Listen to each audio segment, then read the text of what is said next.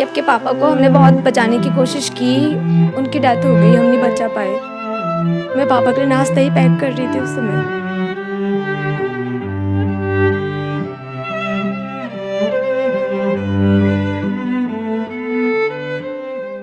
कहते हैं जिसका कोई नहीं होता उसका भगवान होता है। यह कहावत हल्द्वानी के नारायण नगर निवासी एक परिवार के ऊपर सटीक बैठती है।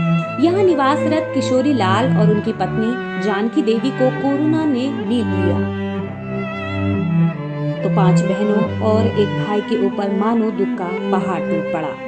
नेता, पार्षद, शासन प्रशासन तो दूर की कौड़ी हो गए जो सुध लेने पहुँचते।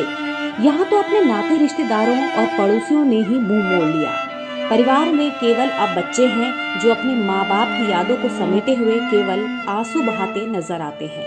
और माँ बाप की मृत्यु के पीछे शहर के सबसे बड़े Covid centre doctor Sushila Tiwari अस्पताल प्रबंधन के ऊपर सीधे तौर पर सवाल खड़े करते हैं। मेरे मम्मी पापा दोनों हॉस्पिटल में एडमिट थे, सुशीला तिवारी।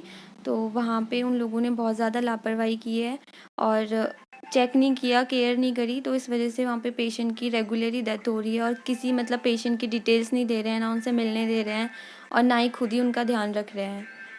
और हमारी नहीं, वहाँ पे और लोगों की भी काफ़ी हालत ख़राब है। एक मम्मी के बगल वाले बेड में एक भैया एडमिट थे, उनके घर वालों को यहाँ पे रहना अलाउ नहीं था और उनकी भी उसी दिन डेथ हो गई है जिस दिन मम्मी की हुई थी। और उनका फ़ोन, वॉलेट वगैरह उनकी फैमिली को कुछ भी नहीं दिया है। और 8 बजे मेरी बात हुई थी मम्मी के एक्सपायर होने से एक दिन पहले। 8 बजे तक मम्मी ठीक थी और सडनली पता नहीं, हमें कुछ नहीं पता कि रात को क्या हुआ है। और डेथ होने से एक दिन पहले भी मम्मी ने खुद मुझसे बात करी थी कि उनसे किसी वार्ड बॉय ने डिस्चार्ज की बात कही है। और 8 तारीख की मॉर्निंग में मेरे को भी एक डॉक्टर ने बोला था कि आपकी मम्मी अगर आप डिस्चार्ज कराना चाहते हो तो करवा लो। 28 तारीख को पापा एडमिट हुए, उसके बाद 29 और 30 को पापा रहे, 1 तारीख को पापा की डेथ हो गई। जब पापा 28 तारीख को एडमिट हुए तो हम उनके लिए डेली वहाँ से खाना भेज रहे थे, हमें मिलने नहीं दिया गया, नहीं पापा को देखने दिया गया।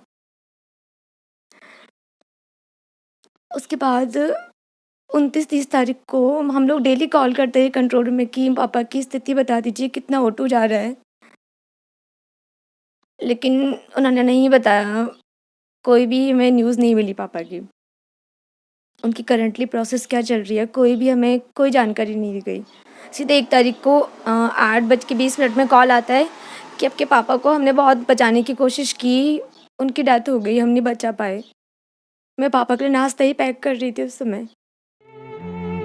परिवार की मदद को शहर के कुछ सामाजिक कार्यकर्ता सामने आए हैं और उन्हें आर्थिक मदद देने के साथ उनकी शिक्षा की भी जिम्मेदारी उठाई है। जो भी सामाजिक कार्यकर्ता, एक पूजा दी, जिनका कॉल आ रहा है, उनसे कॉल में बात करके मुझे इतना अच्छा लग रहा है। वो हमेशा मुझे एक दिन में 10 बार कॉल करती है।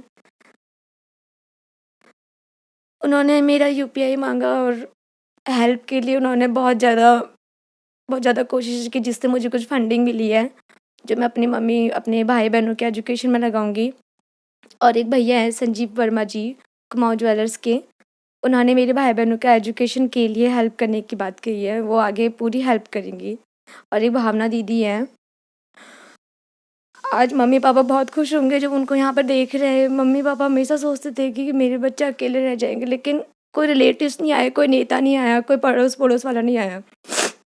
ये लोग मुझे जानते भी नहीं है, लेकिन आज यहाँ तक आए हैं, ये पूछ रहे हैं। मैं Pooja Bhilwa, All India Foundation, Khatri foundation की स्टेट प्रेसिडेंट बात कर रही हूँ इस समय। मुझे जैसा कि मुझे पता चला कि मेघा आर्या, उनके परिवार में ये लोग पाँच बहनें हैं और एक भाई है इनका, और इनके माता पिता का अभी देहांत हो गया है। तो यही सुन के मैं इनके घर पे आई और हमने अपनी तरफ से जितनी हमसे मदद हो सकती है तो वो हमने करी है। और साथ में ही मेरे साथ यहाँ पे कुमाऊं ज्वेलर्स के संजीव वर्मा जी हैं, उन्होंने भी उनकी मदद की है। साथ में मेरे संग सामाजिक कार्यकर्ता भावना रावत जी हैं, उन्होंने भी इनकी मदद की है और हम चाहते हैं कि आगे भी हम इनकी मदद करेंगे। हम जितना हमसे हो रहा है हम कर रहे हैं और साथ में हम इनका आगे का जॉब का भी देखेंगे, इन बच्चों का। और फिलहाल यहाँ पे कोई शासन प्रशासन, किसी ने यहाँ पे सुन नहीं रही कि इनके यहाँ आके देखें कि क्या हालत है और क्या नहीं है। तो मैं हाथ जोड़कर मेरी विनती है, कृपया सब लोग, आप विधायक जो भी हैं, आप यहाँ पे आइए और इनकी कुछ मदद करिए तो इनके लिए अच्छा होगा। मगर अफसोस है तो इतना कि सरकारी तंत्र की तरफ से दावे तो बहुत किए जा रहे हैं, मगर अभी तक ऐसे बच्चों के लिए प्रयास नहीं किए गए जिनके सर से माँ बाप का साया उठ चुका है। वहीं शहर के अधिकारियों की भी संवेदनाएं मर चुकी हैं, जो इतने दिन बीत जाने के बावजूद इनके दरवाजे तक मदद तक लेकर नहीं पहुंच पाए।